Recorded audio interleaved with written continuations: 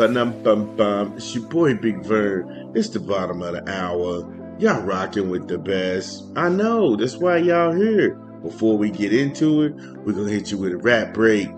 Y'all know how we do. Ba-dum-ba-dum-bum. It's your boy Big Vern coming to you live from the Absolute Studios. And we pushing a new rap album this month. De La Soul, Cabin in the Sky. Get it where you legally consume music, whether it be Apple Music, Google Play, or Spotify. My personal favorites on the track is Sunny Storms, Good Health. A quick 16 for Mama is that song. I am sorry. Killer Mike is probably one of the top 5 MCs out there. He got bars, he got storytelling, and oh my goodness, that song goes hard on top of hard. Just how it is sometimes. Run it back with Nas?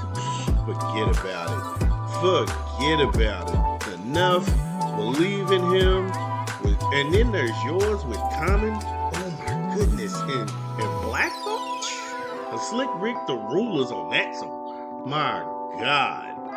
Man. And then Cabin in the Sky. The entitled track itself.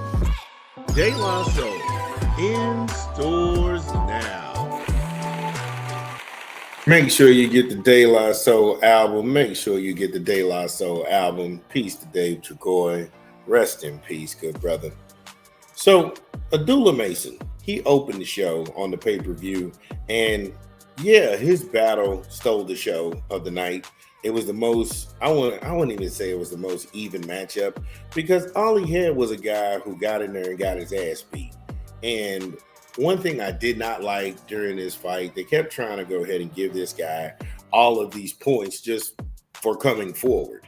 Now, I will go ahead and say this. Now, that is part of ring generalship, controlling the fight and coming forward and making it a fight. But if Abdullah Mason didn't land some of the most gut-wrenching body blows, it was like, damn, homie probably gonna pee blood for 2 weeks, because you can't put that kind of trauma to somebody's organs and that not happen. But the amount of, oh, he's right in the fight. No, he's not. No, he's not. And he busted that guy up from closing his eye to breaking his nose, putting blood all over the ring. And that guy basically was coming forward, and he was just leaning on Abdullah Mason. And he was trying to tie him up. And I know the Haney haters are going to sit up here, oh, Devin did all this clinching. No, when you win a clinch, because this is for people who don't box, these are just dickheads. When you win a clinch, number one, it's one thing to hold somebody, it's what you do in the clinch. Not only do you neutralize this guy's ability to punch you, but then you turn them and pin them against the ropes or put them in the corner to let you know they're too small. They're not on your level. This guy was holding on for dear life. He was to the point where he was smothering his own offense. Did Abdullah Mason make this fight as tough as it had to be? I don't know. He had the arm reach on this guy, and his jab was super sharp. All of those punches were super accurate. They just found a guy who was tougher than a $10 steak, and they beat the brakes off of him. That's it. They beat the brakes off of him. For one judge to have this guy winning 3 and 4 rounds, where and how? Where and how? Yes, he was hitting Abdullah Mason with some shots. It's a prize fight. You had to get somebody who was going to come in and who was going to fight. They wasn't going to lay down. But it was funny that the color commentary, the fight before that fight, he was saying that the dude who was fighting a guy from Italy, he's never left Italy, and he was fighting then. They kept saying something to the effect, oh, that's a red flag. But this dude that Abdullah Mason was fighting, he never left England, and that's not a red flag? Come on now, bro. The level of competition, I'm not sitting here saying that people from the UK can't box. That's not what I'm saying at all. But what I'm sitting here saying is he's just from the UK. You can't tell me one world champion he's been in there with and he was in line for a title fight. Come on, man. What step-up fight did that guy take? And so, yes, Abdullah Mason was irritated, as anybody else would be, because he felt like that guy wasn't on his level. For the opposition that he fought for, putting himself into harm's way and him building his legacy, he did what he needed to do to get the W. And and like I say, dude just was a durable guy. I don't think that anytime in that fight, Abdullah Mason was in any trouble whatsoever. I'm just going to tell you the truth. And I know it's hard to take, but yeah, that dude got his ass whooped. And for Sergio talking about, we need to see this again. No, we don't. No, we don't. You can get anybody in fucking, yeah, because Abdullah Mason and them are from Cleveland. You can get somebody from fucking Cincinnati to go in there and take an ass whooping like that. Don't mean that you want to see it again, bro. Who takes a second bite of a shit sandwich? Come on, bro. Listen, we're going to get a rap break in, but I'm going to tell you what was annoying, what was really annoying when I looked at everything on this. This is Big Vern. What up? It's your boy, Big Vern. Coming to you live from the Absolute Studios. We pushing a new rap album this month, Dave East, Karma 4. In stores now. Get it where it's legally consumed.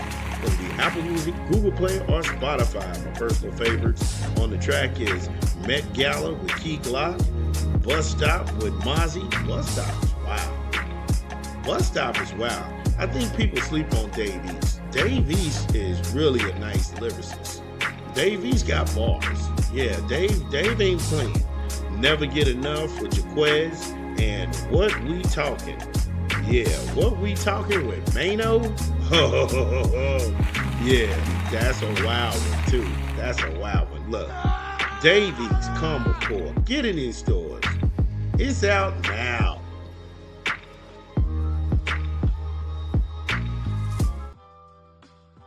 Yo, shout out to Dave East. Make sure you go ahead and get the project. We thought it was dope. Karma 4. So, back on Abdullah Mason, what I didn't like is you had guys all in their Twitter timelines, because remember, this ain't a man on, this ain't how men do business in this day and age. Everybody's got a social media and everything, whatever that means. But this guy goes up and he's just like, Keyshawn Davis. Oh, I want the young bull. Calm down. The dude just got the belt.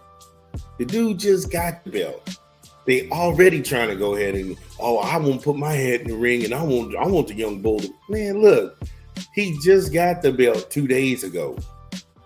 If you were so itching for a fight at 140, go fight Gary Antoine Russell, because they want all the smoke. They want all the smoke over there. And ain't nobody raising their hand to fight that guy. Yeah, it's a lot of other champions you can go ahead and throw and put your hat in the ring, but all you had to do was make weight at your fight that you just had, that you pulled out of in your hometown, that they put a card around you. All you had to do was make weight and you would have had an automatic title bid at 140. But since you didn't do that, and then Abdullah had to go ahead and come to your hometown, and he had to put on a show and get your fans behind him, now you feeling some kind of way. Now you want the young bull. Come on, bro. We're not doing that. That's tacky and that's low. If you ain't in the ring to come see Youngin, don't go see Youngin. Don't get on social media. Don't sit there and then try and do these interviews back and forth, because all these musty ass agitators, these are the same dudes online. I'm not going to hold you. The same guys online that do all of this fake news, or we going to get you blah, blah, blah. These are the same crusty, scummy, musty ass dudes who was in your neighborhood who was agitating fights. Oh, he said he gonna do this to you, blah, blah, blah. And that may have not been the case, but they try to stoke something to get somebody to fight for their enjoyment, because they was too scared and pussy to fight. Come on, bro. I know these dudes. But that's what it is. So shout out to Abdullah doing this thing. Shout out to Cleveland. I did dig the Bone Thugs and Harmony, that East 99. Yeah, man, that was crazy. Shout out to him and his father and his brothers. Shout out to Bill and Dad for doing their thing. Yo, shout out to Brian Norman and Brian Norman Sr. for doing their whole thing, because I don't like the rah-rah.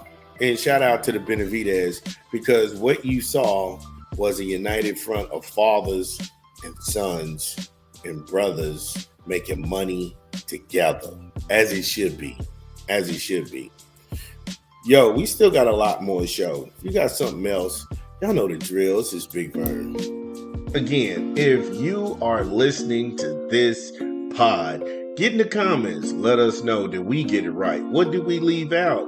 This is Big Vern. We talk back. We'll be back. We'll be back. Top of the hour. This is your boy Big Vern at App Stupid.